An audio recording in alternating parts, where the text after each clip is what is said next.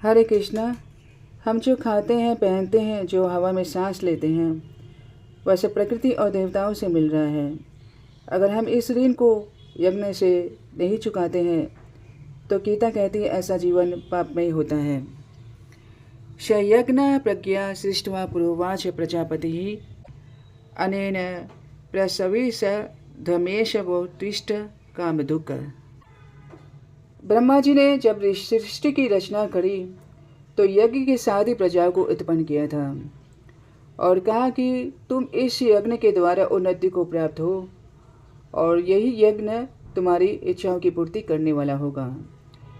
तो यहीं से होता है आरंभ यज्ञ जीवन का सिद्धांत। तो सृष्टि की आरंभिक व्यवस्था में यह घोषित कर दिया गया था कि यज्ञ ही मनुष्य के जीवन का आधार होगा और यह यज्ञ कोई केवल अग्निहोत्र तक नहीं सीमित नहीं, कर्म नहीं, बल्कि एक व्यापक व्यवस्था है जिसमें मनुष्य, जीव, देवता और भगवान तीनों का समन्वय है। देवान भाव्यतानेन ते देवा भावयन्तु वः परस्परम भावयन्तः श्रेय परमवाप्स्यत्। तुम यज्ञों के द्वारा देवताओं को संतुष्ट करो और वे देवता तुम्हें आवश्यक वस्तुएं प्रदान करेंगे। इस प्रकार एक दूसरे को पोषित करते हुए तुम परम कल्याण को प्राप्त करोगे। तो यहाँ स्पष्ट हुआ कि देवता कैसे कार्य करते हैं। देवता सीधे रूप से हमारी इच्छाओं की पूर्ति करता नहीं है, वे एक माध्यम है। जैसे वर्षा के देवता इंद्र बिना यज्ञ के वर्षा नहीं करते। पवन, सूर्य, चंद्रमा, अग्नि सभी यज्ञ की प्रक्रिया से संतुष्ट होते हैं और बदले में हमें खाद्य, वायु, ताप, जल आदि देते हैं। सूर्य देवता समस्त जगत को प्रकाश, ताप और ऊर्जा प्रदान करते हैं। उनका यह कार्य बिना किसी रुकावट के, बिना किसी विश्राम के निरंतर चलता रहा है। वे अपवित्रता, मलिनता, अज्ञानता सबको अपनी किरणों में समाहित कर लेते हैं, पर वे स्वयं अकलुष और शुद्ध बने हैं। क्यों? क्योंकि उनका कार्य स्वयं एक यज्ञ है, निष्काम, समर्पित और भगवान की आज्ञा का पालन करते हैं। वे फल की इच्छा नहीं करते हैं और ना ही किसी की प्रतिक्रिया की अपेक्षा रखते हैं। वे जानते हैं कि वे भगवान की योजना में एक अंश है और उनके द्वारा किया गया कर्म सृष्टि के संतुलन और पालन हेतु आवश्यक है। तो सूर्य केवल एक देवता नहीं, वे साक्षात वेदों के ज्ञाता हैं।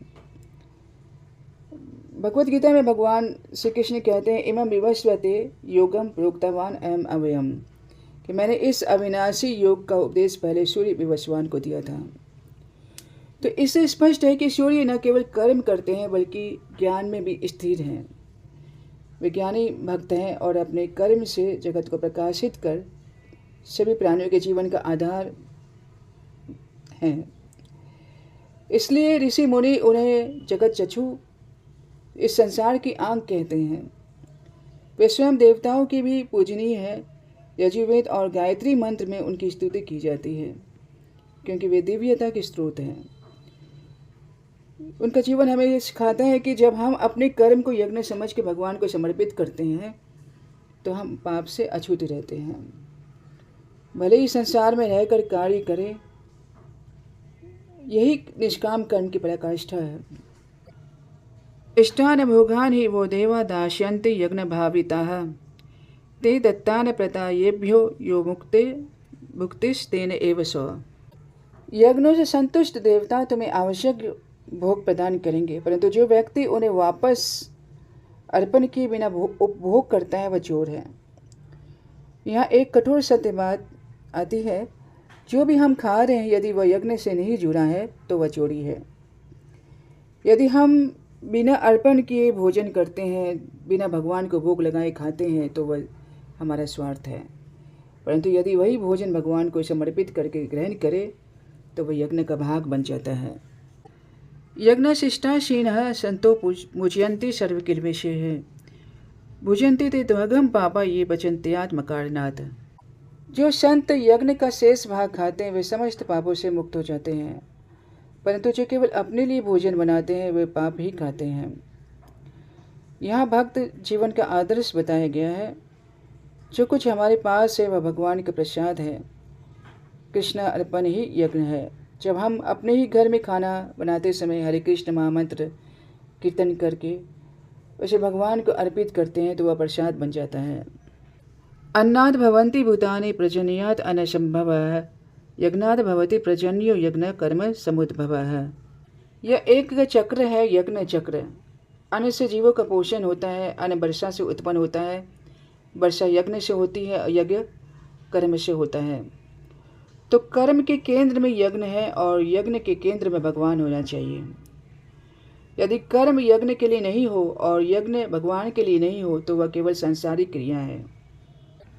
कर्म ब्रह्मोत भवम भिद्धि ब्रह्माक्षर समुद्भवम तस्मात् सर्वगतम ब्रह्म नित्यम यज्ञे प्रतिष्ठितम।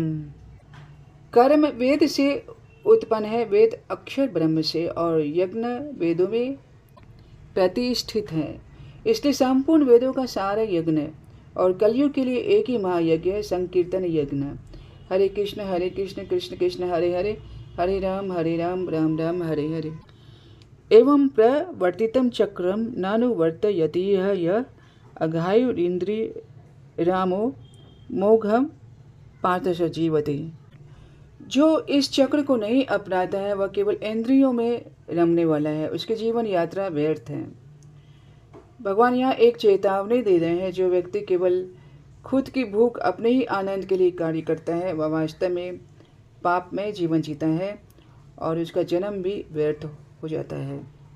तो देवता हमें भौतिक सुख सुविधा देते हैं पर यज्ञ से संतुष्ट होकर, और यज्ञ कर्म का मूल है और भगवान के लिए होना चाहिए। सूर्य सर्वोच्च उदाहरण है निष्काम कर्म का। भगवान यज्ञ का लक्ष्य है। कलयुग का यज्ञ है संकीर्तन यज्ञ। जो भगवान के लिए यज्ञ करता है वही असली संत है, और यज्ञहीन भोजन करना पाप है।